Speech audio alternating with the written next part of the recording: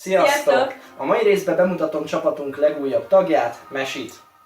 Ő felel az Instagramunkért, és amióta egyébként kezelésbe vette, látványos növekedésnek indult a követő számunk, úgyhogy reméljük csak így tovább csinálja. Fölfelé, tovább a végtelenbe, vagy végtelenbe és tovább. A mai videóban pakolási alapokat fogunk nektek mutatni, mivel Prágába készülünk a következő hónapnak az elején, egyébként lesz róla videó, már várjuk nagyon. Ezért Mesi a videó első részében bemutatja nektek azokat az alapvető ruhákat, illetve kellékeket, amiket fiúk, lányok mind a ketten vihetnek egy-egy ilyen utazásra. A második részben pedig én fogok arról beszélni, hogy miért van egy melltartó a fejemen, és ezen kívül pedig hogy milyen fontosabb információt kell tudnotok arról, hogyha Prágába indultok, illetve ha Csehországba tervezitek a nyaralást. Tartsatok velünk!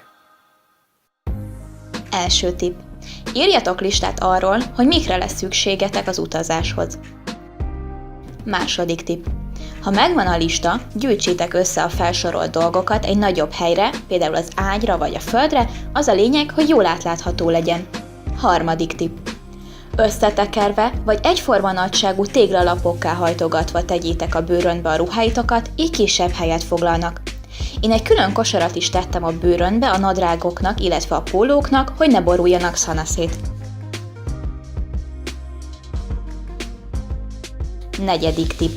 További helyet spórolhattok, ha a nagy kiszerelésű termékek helyett kisebbeket visztek magatokkal. Ezeket megtalálhatjátok a drogériákban, de elég borsos az áruk, így azzal jártok a legjobban, ha beszereztek kis üres üvegeket, és ezeket töltitek fel a termékekkel. Érdemes ezeket egy neszesszerbe vagy nylon zacskóba tenni arra az esetre, ha kifolynának. Ötödik tipp.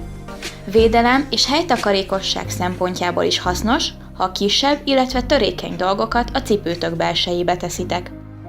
Hatodik tipp. Ha többen utaztok, érdemes összebeszélni csomagoláskor, hogy ki mit vigyen, amit utána közösen tudtok használni. Ilyen például a hajszárító, vagy ha olyan helyre mentek, az átalakító. Hetedik tipp. Ha nem autóval mentek, akkor érdemes valamilyen módon megjelölni a bőröndötöket. Erre jó lehet egy színes szalag, vagy egy kis kártya, amire rá tudjátok írni a neveteket és az elérhetőségeteket. Persze ez az egész kiküszöbölhető, ha valami nagyon egyedi, feltűnő bőröndötök van. Most jöjjenek az alapvető tudnivalók egy prágai utazásról. A kiutazás. Autóval a Győr-Pozsony-Brünn-Prága útvonalon juthattok el Prágába, ami 525 km-re van Budapestről, és megállás nélkül 5 óra 15 percig tart az út. Magyar, szlovák és cseh autópálya matricát is kell vennetek.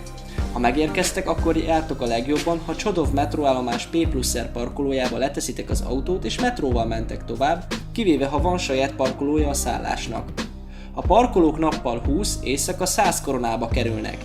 Jegyet automatákba tudtok kérni, amit a szélvédőhöz kell tenni belülről. Minden este a parkolóőr körbejár és felírja az ott álló autók rendszámát. Ha nincs kinn a jegy, büntetésre számíthatsz. Amikor el akartok menni, akkor a portán bejárat mellett tudtok fizetni az őrnél. Ha busszal mentek, két társaság közül választhattok. Az egyik a Flixbus, a másik a Student Agency. Az első napi 8, a második napi 5 járatot üzemeltet a két város között. Az első járat 7 órakor, az utolsó 23 óra 40-kor indul. A leggyorsabb járat 6 óra 20 perc alatt teszi meg az utat, és a legolcsóbb jegy 4800 forintba kerül. A Flixbus a Népligettől, a Student Agency az Etele térről indul. A járatok végállomása Prágába a Florence metróállomás. Repülővel 1 óra 15 perc a menetidő, és napi 4 járat közül választhattok. Mivel a menetrend és az árak változnak, ezért a lenti linken keresztül tudtok érdeklődni. A járatok a nemzetközi reptérre érkeznek, ahonnan a 100-as vagy az AE Airport Express buszjáratokkal juthattok be a városba. Ha vonattal mentek, a nyugati pályaudvarról fogtok indulni. Napi 7 járat közül választhattok 5 óra 41 és 20 óra 25 között. A leggyorsabb vonat 6 óra 26 perc alatt teszi meg a távot, és a legolcsóbb jegy 6300 forintba kerül. A vonatok a főpályaudvarra érkeznek, Lavny Nadradzi. Tömegközlekedés. A saját autót és a taxit felejtsétek el. Az előbbivel nagyon drága a parkolás, az utóbbinál pedig átvernek. A tömegközlekedés jól kiépített és olcsó. A 24 órás jegy 1 den 110, a 72 órás jegy 3 din pedig 310 koronába kerül. Automatából csak vonaljegyet és 24 órás jegyet tudtok venni. 72 órás vagy heti jegyet újságosnál, általában relay vagy jegyirodákba találhattok. Dohányzás. Prágában 2017 óta tilos a dohányzás a megállókba, éttermekbe, kocsmákba és a közintézmények közelében. Programok. Érdemes elkerülnötök a tipikus turista látványosságokat, inkább olyan helyekre menjetek, ahol jobban megismerhetitek a várost és kevesebben is vannak. Ilyen helyeket fogunk mutatni majd az utazós videóban. Étkezés és sörözés. Felejtsétek el a belvárosi és felkapott helyeket, mert nagyon drágák és megpróbálnak különböző trükkökkel lehúzni. Inkább olyan helyekre menjetek, ahová a helyiek járnak. Fogunk ilyen helyeket is mutatni nektek. Pénzváltás.